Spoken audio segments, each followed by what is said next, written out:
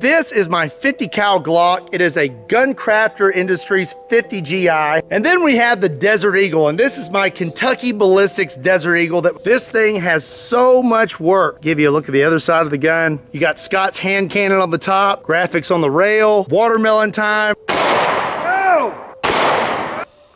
It zipped right through them though. All right, up next is the Desert Eagle. But the 50 AE just completely annihilated all the cans. Oh my gosh!